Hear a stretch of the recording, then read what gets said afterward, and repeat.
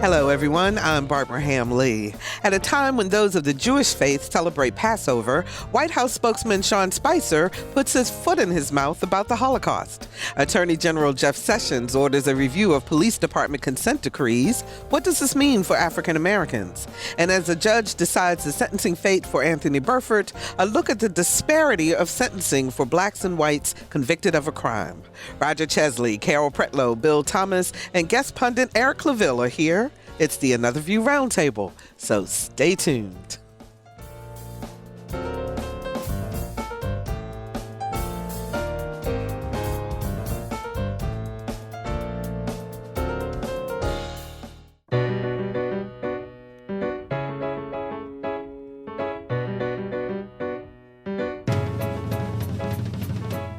Discussing today's topics from an African American perspective, this is Another View.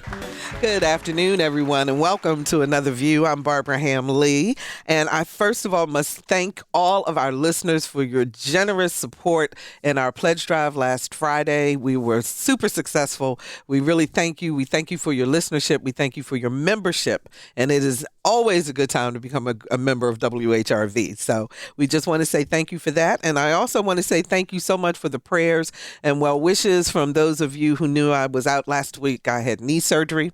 I'm back. I'm dancing. Things worked out very, very well. So thank you so much. And thanks to Lisa and Victor for holding down the fort while I was out. I really appreciate that. We've got a lot of things going on with the roundtable today, but I just want to take a few minutes to tell you about a few things happening around town that I think you want to know about. A few weeks ago, Another View brought you a profile of the R&B sensation King, the female vocal group that was discovered by Prince, and they're here in Hampton Roads as part of the Virginia Arts Festival. So guess what? We have 4 pair of tickets for tonight's performance, 8 o'clock p.m. at the Addicts Theater. So we're going to take the first 4 callers to 440-2665 or 1-800-940-2240. That's 440-2665 or 1-800-940-2240 for a pair of tickets to see King tonight, 8 p.m. at the Addicts Theater. But wait, there's more. If you're 21 or older, WHRO and Curate, which is WHRO's art series that features local and national artists, is sponsoring Artini, where art meets mixology.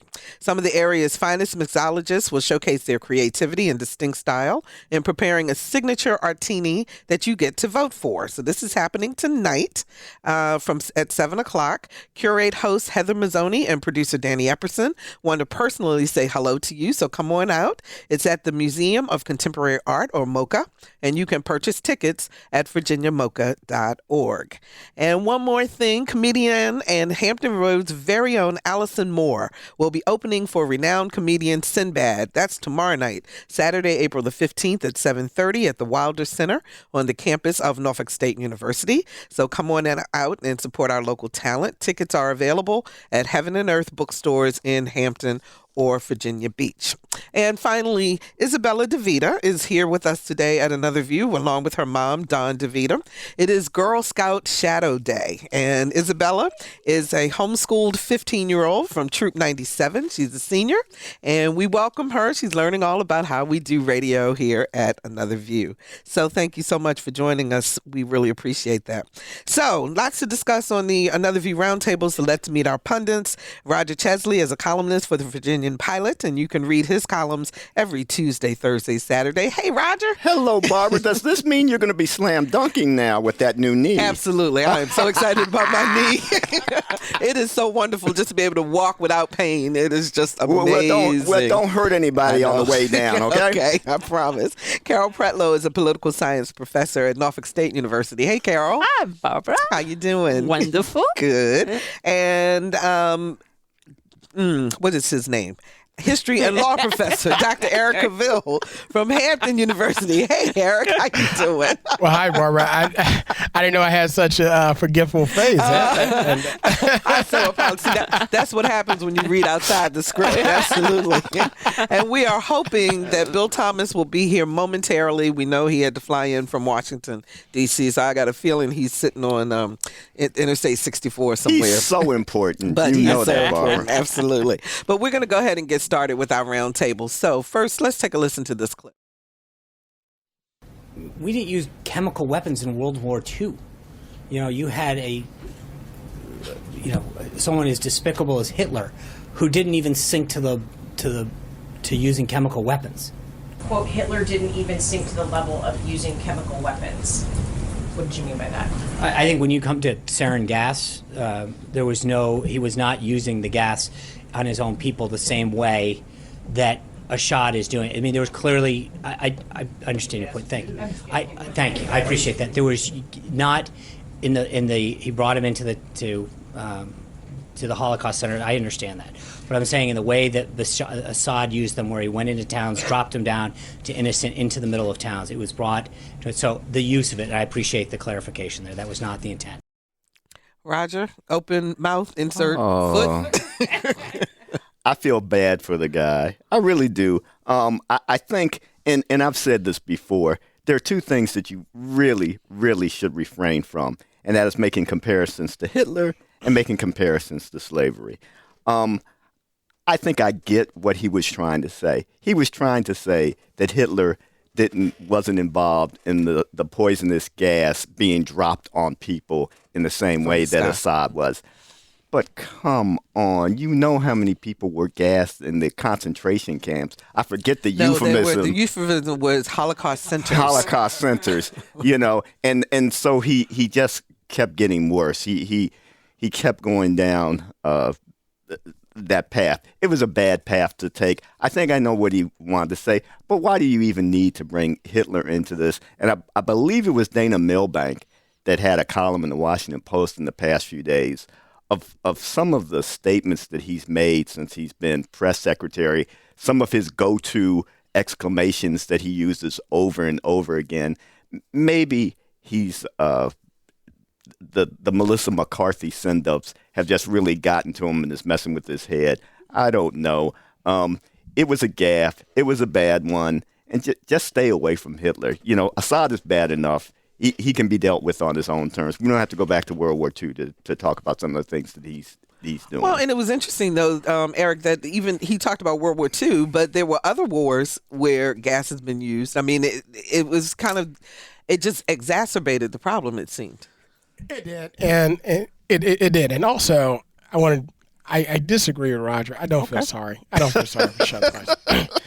Sean Spicer introduced himself to America as this bully who's going to come and take the information from the bully who has the bully pulpit, President Trump, and we're going to get these people in line, this press and so forth. And that was his introduction. From that point on, he had no friends, okay?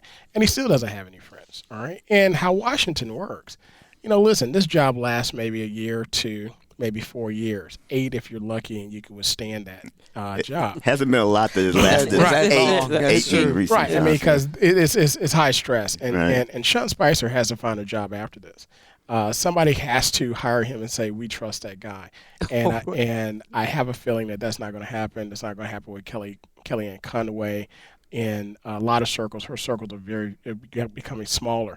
But Sean Spicer also repeated some of the rhetoric that this Trump administration has started to stand on as it relates to the Jews and the Holocaust, even with the Holocaust Remembrance memorandum that was sent out. So this wasn't so much a gaffe as it was a stance that the Trump administration holds.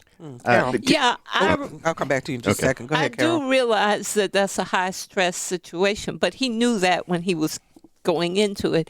And aside from the comment about Hitler and the analogy that he tried to present, I expect a more polished performance or a more polished perspective. And even when he's not addressing something controversial, it's he just doesn't seem prepared. And Eric, you make good points. I do think he made a slip of the tongue in the point he was trying to make. The problem was, you're talking about a guy who killed 6 million Jews. So why are you even trying to? Why are you even trying to go there? You don't need to. And try to take over the world. Exactly. Yeah. Let's not do the analogy thing. So, the analogy was a bad one. Sometimes the folks get up there, they think they're so smart. and you got a lot of people there in the press corps. They're pretty smart too. Oh, yeah. They've done a lot of reading too. They've done a lot of reporting, and this is not, as the saying goes, this is not their first rodeo. So they've seen a lot of spokespersons come and go. It's interesting also, especially as journalists, watching kind of the dynamics between Spicer and, say, April Ryan, for example, Right. and other reporters. April Ryan is an African-American female White House correspondent and has been in the role for years. Right. And there's just this tug between the two of them that's just awful. Well, the fact that he was telling her don't nod, don't shake your head at me. I mean, you don't need to say that, even if you don't agree with the press. There's a lot of them that they keep scores, and they've got a long memory, and they're going to come back and bite you if you say something stupid. That's very true.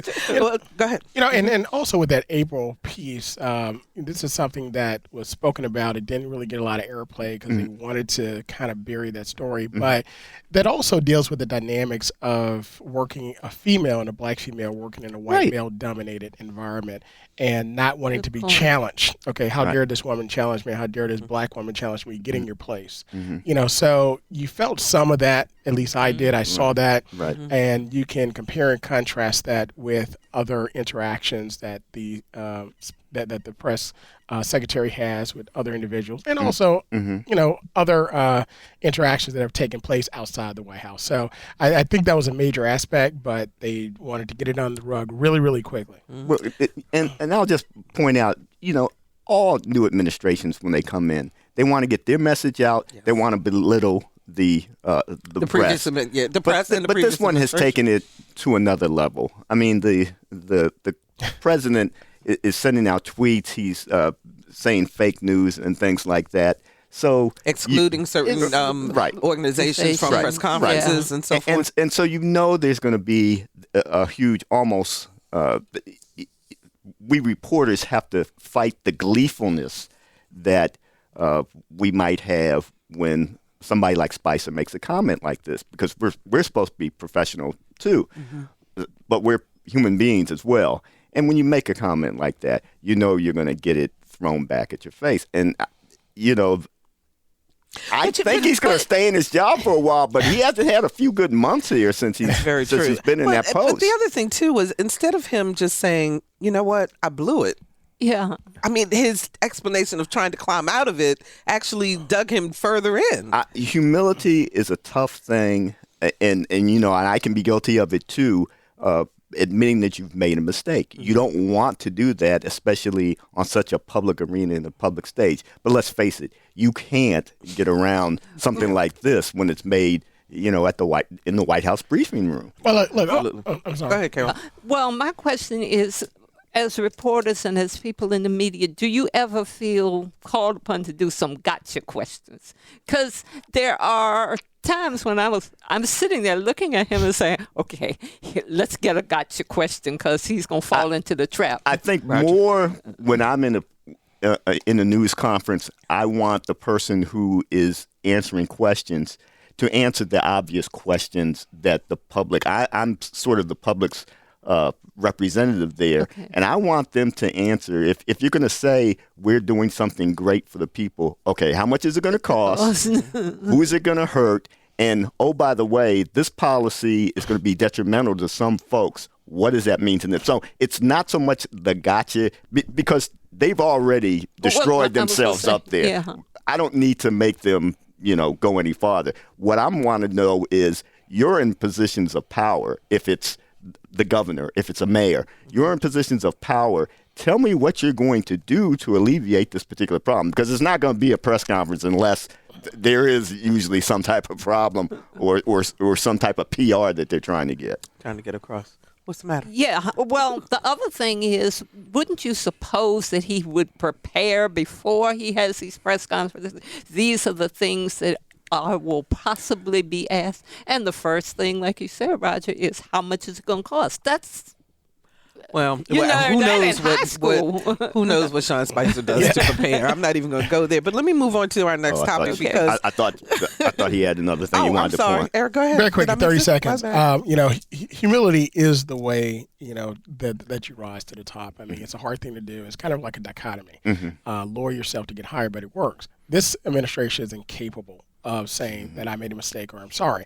They cannot, meaning the operatives of President Trump cannot say that because he lambasted them and he berates them and rails them in that office saying, you're not defending me, you're not defending this and so forth. And they have to take that stance. They cannot say I made a mistake. They cannot say I'm sorry because the president would not allow them to do that. Can I just add? I'll just add one other thing. I know it's not necessarily one of the topics today, but speaking of the administration, the saber rattling that's going on between North Korea and us. Yes. I was getting ready I to know bring he's those trying up. to make. I know President Trump is trying to make a tough front and is trying to make the point that we're not going to tolerate as a country some of the things North Korea is doing. But we're dealing with somebody who is not the most stable person in North Korea, and several of the leaders of that very secretive, closed-off nation have been this way. And, I would prefer pulling back a little bit from some of the tough talk and letting diplomats and negotiations do some of the things that we like to do. Well, but that leads to the next topic, which is the whole idea of, Donald Trump came into office with America first, and then he shocked everybody with his reaction to Syria and the chemical weaponry that was used there. So we have that. So you look at what's going on in Africa and the famines that are happening in many, many countries in Africa. The president said he was moved by the babies and the pictures of babies being gassed. So what's going to be his policy? What is his policy moving forward in terms of when do we react and when don't we react, Eric? Sure. Well, you mentioned the suffering on the continent of Africa, of some nations, more specifically sub-Saharan Africa. And I'll go to the quote that Jimmy Carter stated. He said, U.S. policy works this way, and if it doesn't work for those nations that are too black, too poor, and have no oil. Okay, period.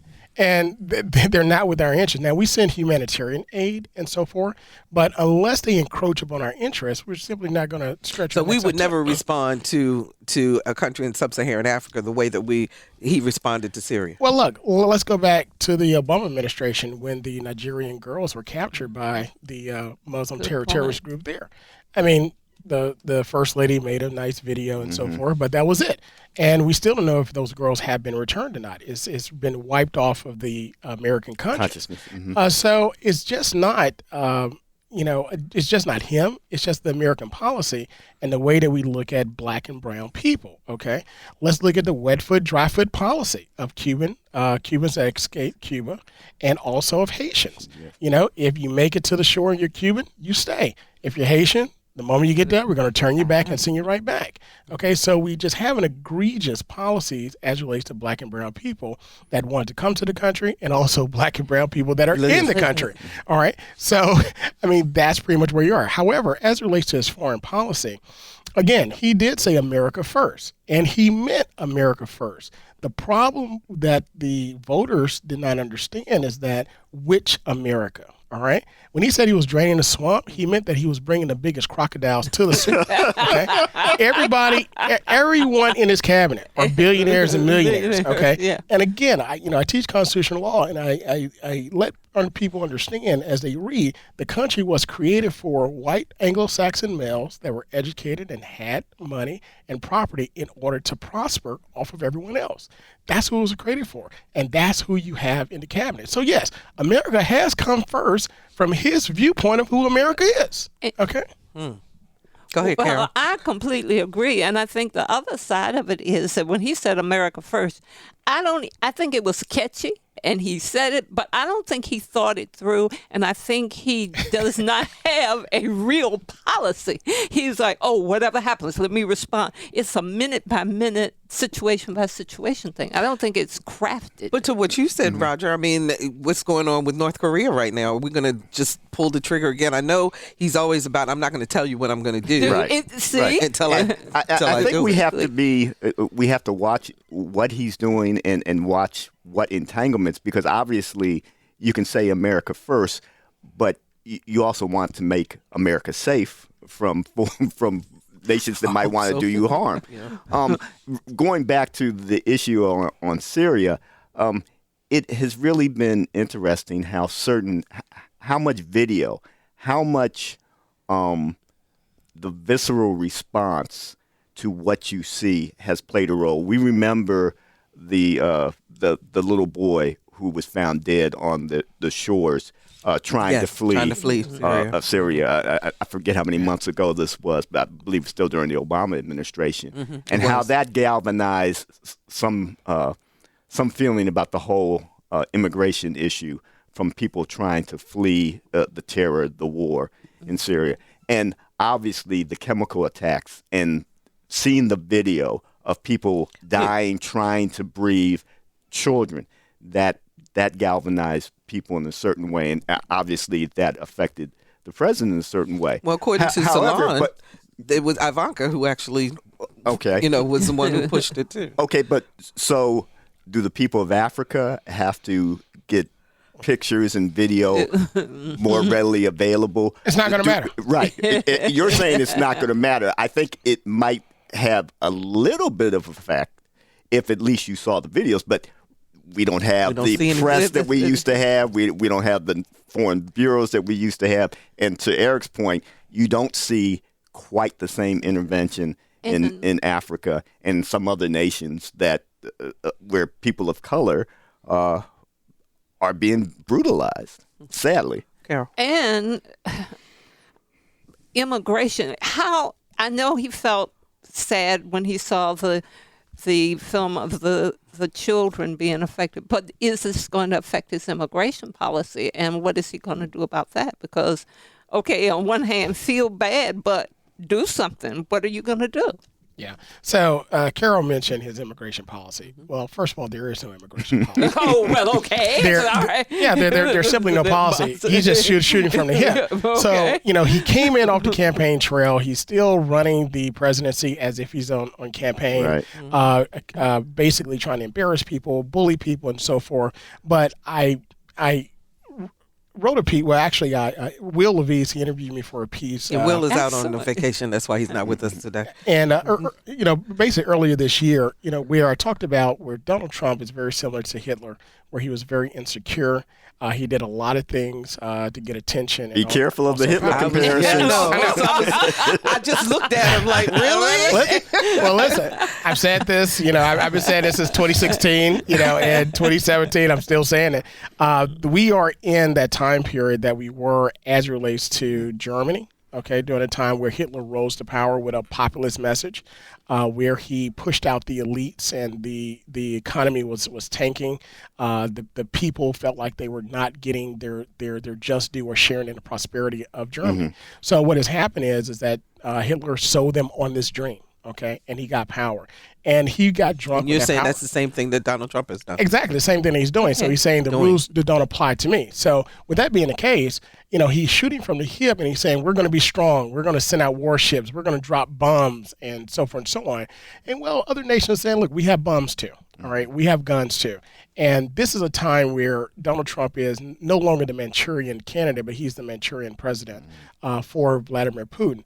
And whatever Russia wants, whatever Putin wants, then that's what he's going to do. If you notice, the two operatives that are the most vocal and powerful on this issue in Syria has been Secretary of State Rex Tillerson and the UN representative Haley out of former governor of South Carolina. Trump has really been silent on this issue because he can't talk. All right, because he's been told not to. It's interesting, though. Even the day that he announced, or the night that he announced that the bombs were, that Syrian bombing was happening, that he did it in a recorded press conference as opposed to, or a recorded statement as opposed to a live presentation to the nation. And I just found that interesting because, to your point, Eric, about is he smart enough to answer questions? Can he defend actions like that? No. I mean, I just found it very curious that they would tape him as opposed to have him address the nation live. Well, again, he's operating outside of his comfort zone, and he's one that does not like to be challenged. And this is very uncomfortable for him because he's having to show power and aggression against someone who's controlling him behind the scenes. So, I mean, that's Hang on just one second. If you're just joining us, we're discussing current events with the Another View Roundtable. Roger Chesley with the Virginian-Pilot, Carol Pretlow with Norfolk State University, and Dr. Eric Claville with Hampton University. You had a point. Yeah, the point I was just going to make, this reveals something about the whole lack of government experience, lack of, dealing with certain agencies, dealing with, yes, he's been at the fulcrum of power, and he's been at the center of power. But that doesn't necessarily mean that, he was equipped before he was president, as others might not have been, but him particularly deficient in those things in terms of foreign policy and certain parts of domestic policy. And, if he wants to defer with people who have more experience, by all means, I think that that's smart in this particular case. I am going to push back on Eric, though. I think you need to be careful with the analogies to Hitler. I understand some of the things that you're saying. He's a long way. As much as I dislike him as a leader, he's a long way from doing, I think, some of the things you're saying. And if I'm wrong, I'll be the first to raise my hand about that then. Well, again, I'm comparing and contrasting his personality, some of his actions, and things that he's taken. Am I saying that he is like Hitler? Absolutely not. I'm saying that some of the things that he's doing is very, it mirrors the actions that Hitler took in his rise of the Third Reich of Germany and its push for world domination. I think Trump is more so an isolationist than Hitler was. And of course, I mean, Germany it's that landlocked nation, and they wanted to expand on his vision. However, again, I've said it for almost 2 years now, the United States is at that time that Germany was in. And again, there's nothing new under the sun. What was is, what is shall be. All we have to do is just study history to see what will take place. I can't buy that we, as a nation now, are in as dire straits economically as 1930s Germany was. Well, 8 years ago, this thing really could have tanked. I mean, you have congresspersons. Okay, but we're a long way from 2008, 2009. And look, when we say it could have tanked, we're a long way from it. Listen. The stock market is great. If you're wealthy, if you have stocks, if you are part of that top 3%, you're doing very well. Main Street is still suffering. Still suffering, okay? Occupy Wall Street, they're still out there trying to occupy Wall Street because they don't have the jobs that they had when they were on Wall Street. So we're at a very, very dangerous point in our country because of the rhetoric that our president is spewing, the hate groups that were basically pushed aside and maintained by our policies and our laws that's been loosened a little bit with who we have as Attorney General, the president that we have. And I just fear that we are headed toward, I know we're headed toward a world war conflict, but I just fear that our country is headed for a domestic unrest that we haven't seen since the 60s. I hope you're wrong, and Go ahead, again, I'm just going to push back in the sense that I think more people are seeing that the emperor has no clothes.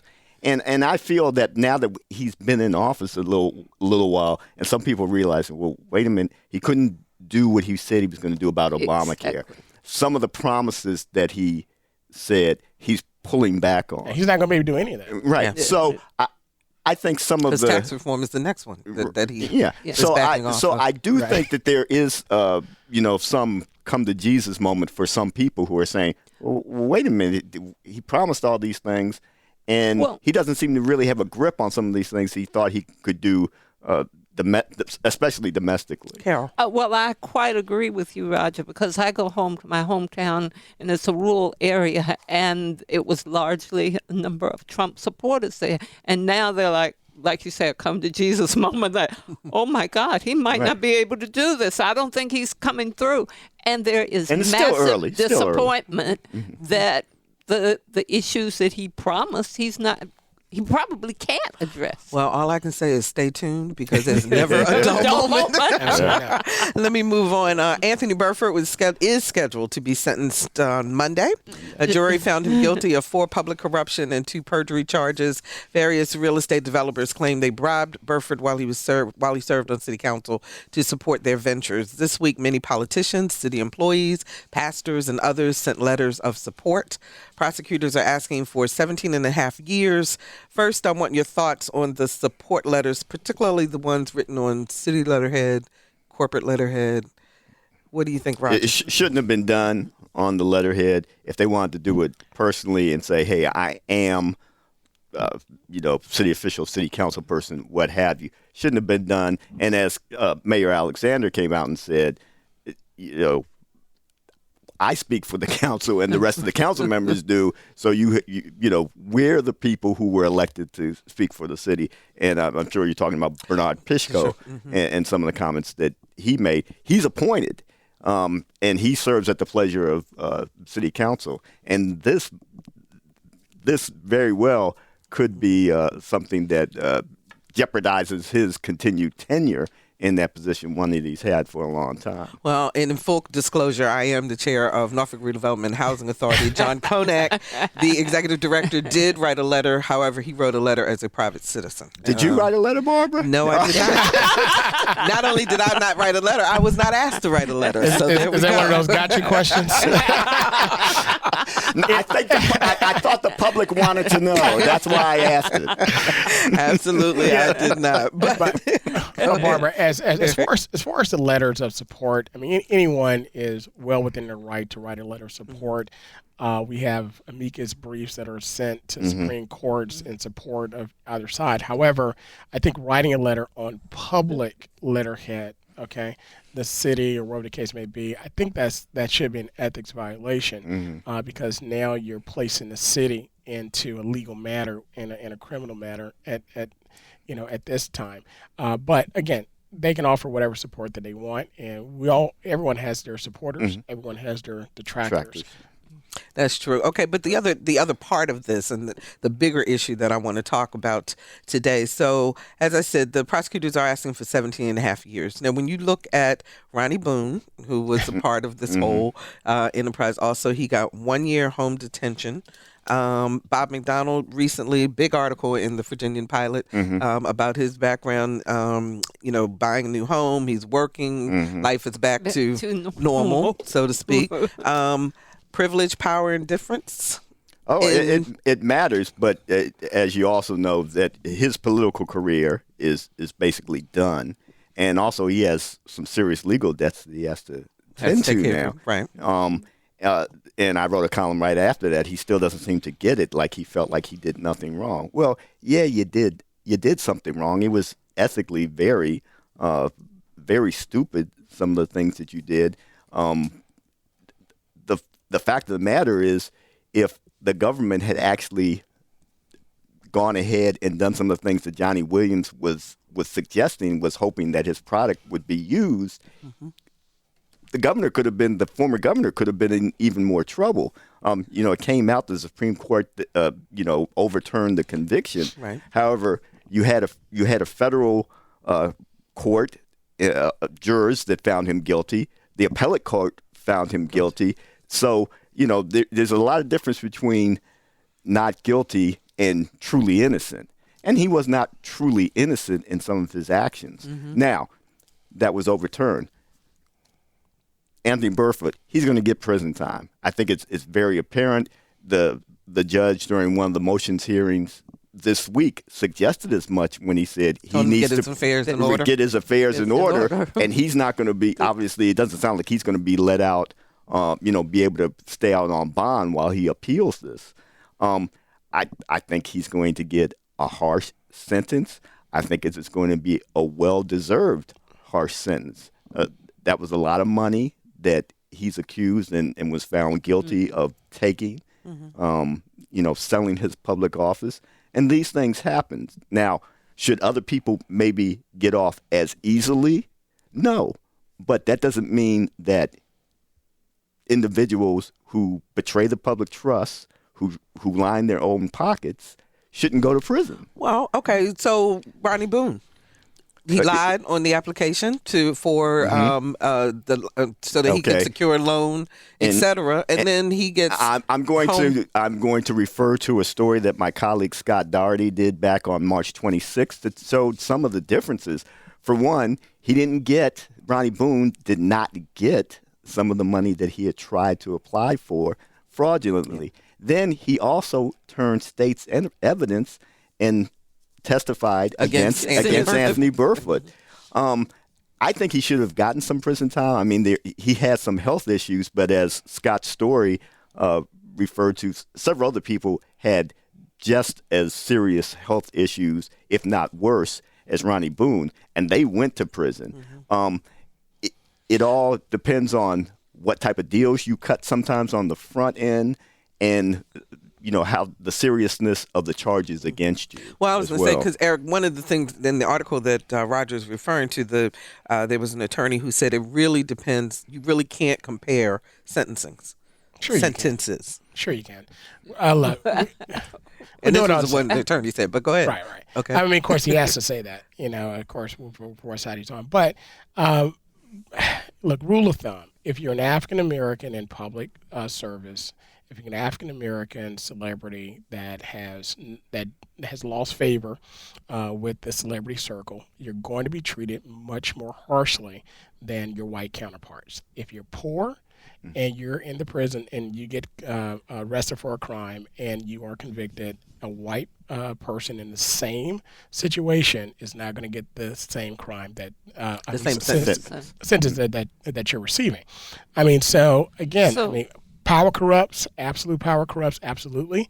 Whether you're African American, whether you're white, whether you're Hispanic, once you receive power and there are no accountability measures that you place in for yourself or that are placed for you, and you can become corrupted just like anyone else. But, we could do a case study and find, we've done it on the criminal side for what we call non-white collar crimes, and we find where African Americans are sentenced much harshly than their white counterparts. So, yes, sentences are disparate.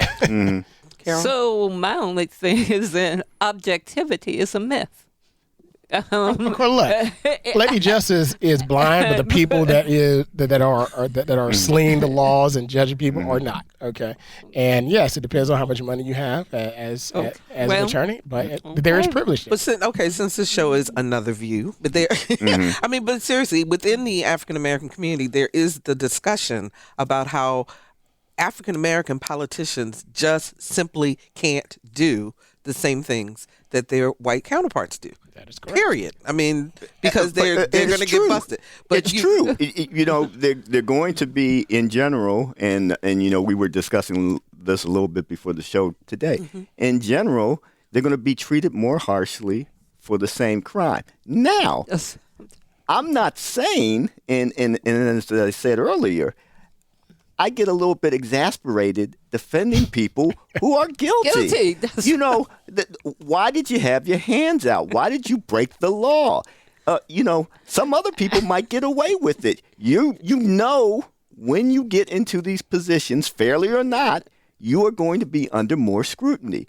You know that there are going to be people who are racist who are going to be looking for chinks in your armor.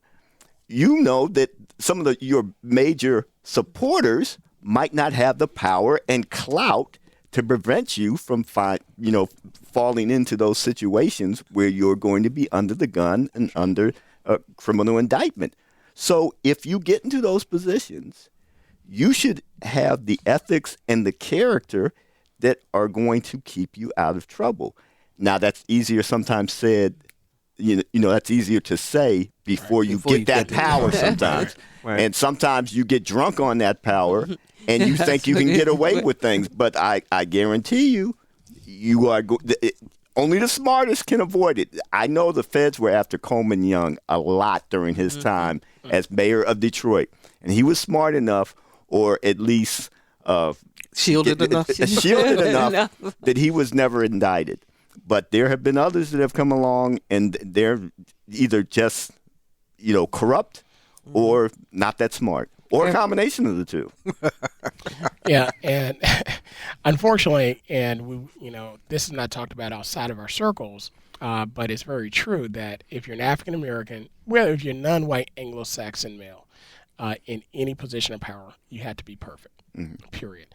And when you do make a mistake, all the way to the presidency, and you have to have this superhuman humility, and restraint. Even when you're done wrong, the other person or the antagonizer is not going to be held accountable.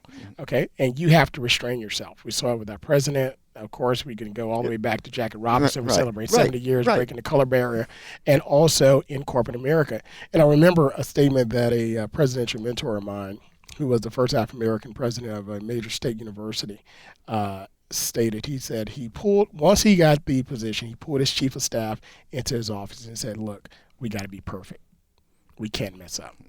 And that is the reality. And that is a constant burden. And I think that's unfortunate, leadership. But just like for the people who came, for the black players who came after Jackie Robinson, it gets a little bit better. The next person who gets that shot to follow Obama, who looks like us, it should be a little bit better. Might not be a lot, right? But it should be. It should be a little bit better. So it's and I think there's something I used to think about when you talk about sports. You know that race doesn't matter as much when a mediocre black coach doesn't get fired right away, because there have been mediocre white coaches who get a chance to stay in and get a chance to go to another team and be just as mediocre then, because the first black coaches, they had to be great or they were out, right? And is it fair? No, but we know what the playing field is when we get there. Similarly, we know what's expected of us if we become mayor, if we become a city council person. We know we're going to be under the gun. So, yeah, we want the situation to be better, but we also should have the right character to be in there. And that's what you're supposed to have if you're serving the people anyway.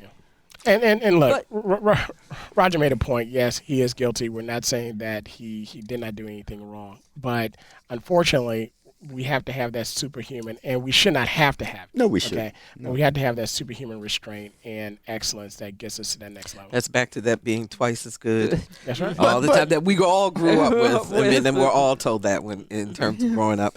Attorney General Jeff Sessions has ordered the Justice Department, speaking of to review all police reform activities, stating in a 2-page memo, quote, to immediately review all collaborative investigations and prosecutions, grant making, technical assistance and training, compliance reviews, existing or contemplated consent decrees, and task force participation.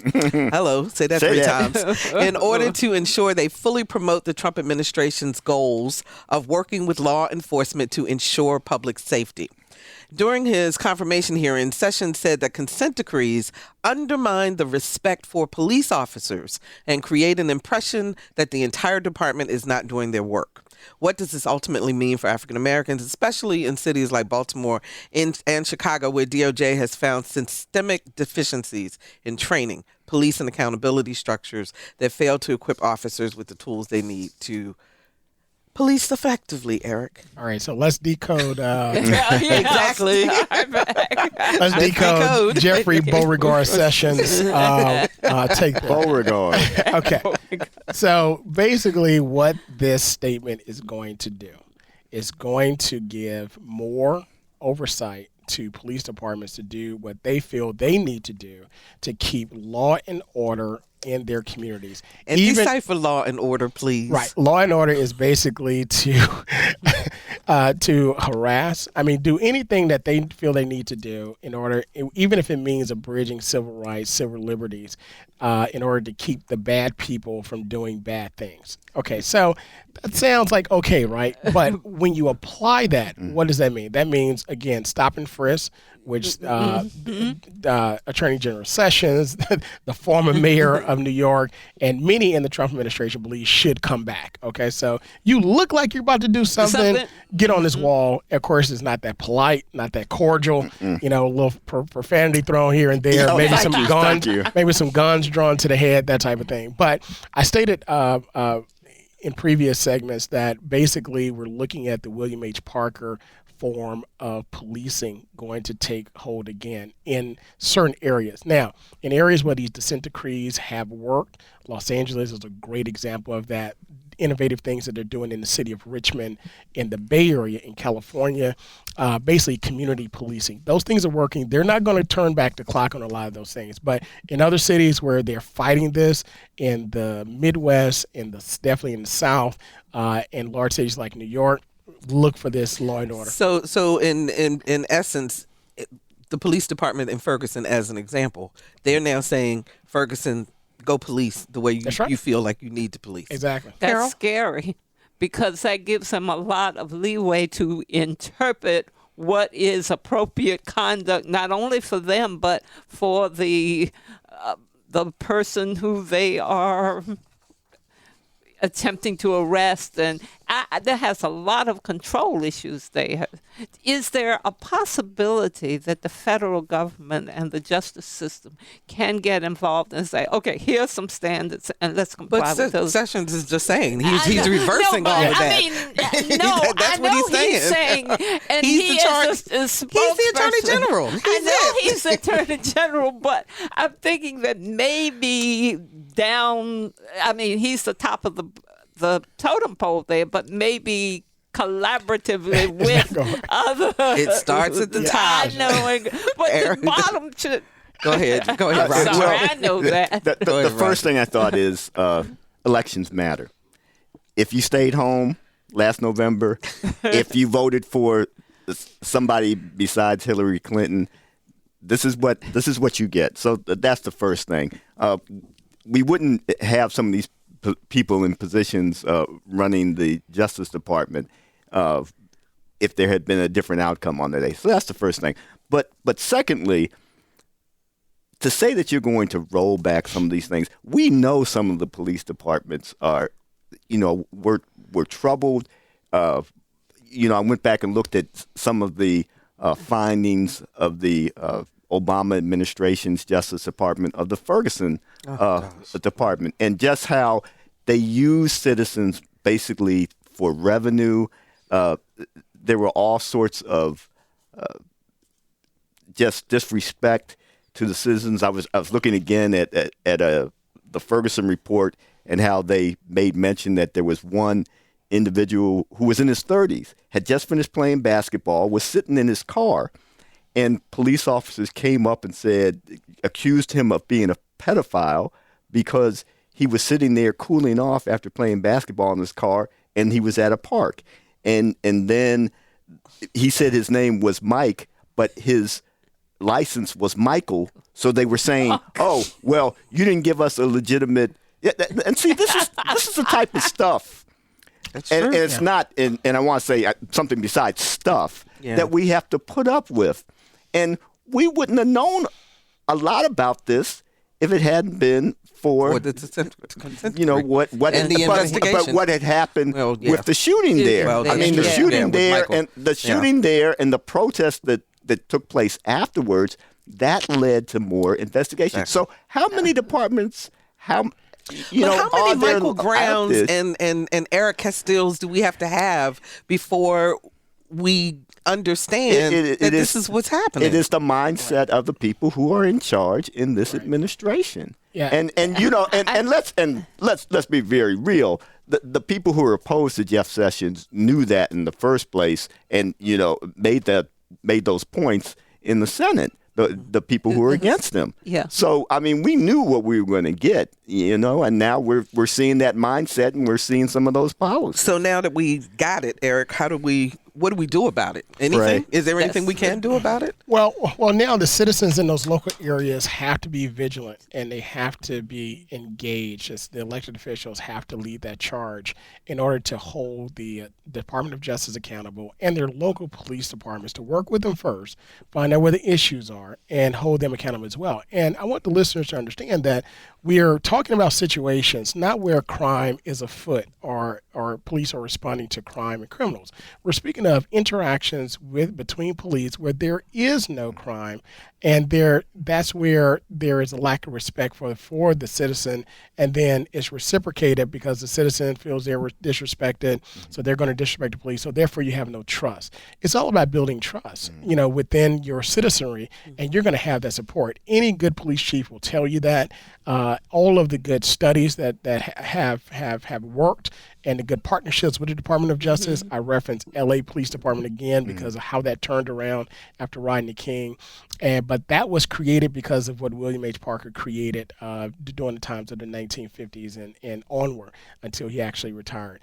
So again, these things work, but you will see the Department of Justice not investigate these incidences like the Obama administration did, and you will see them closing their eyes to what's going to happen. See, that's what I was getting to, that if it started from the bottom up and the locality had an impact on what was moving from the bottom to the top.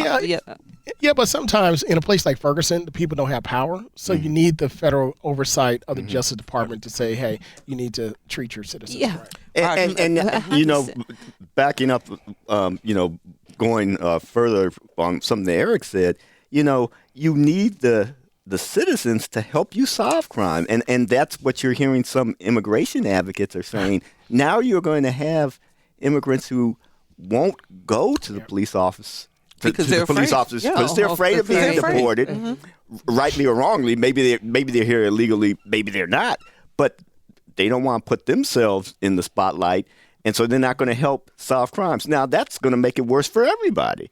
So you need that trust. You need to treat people with respect, and hopefully, the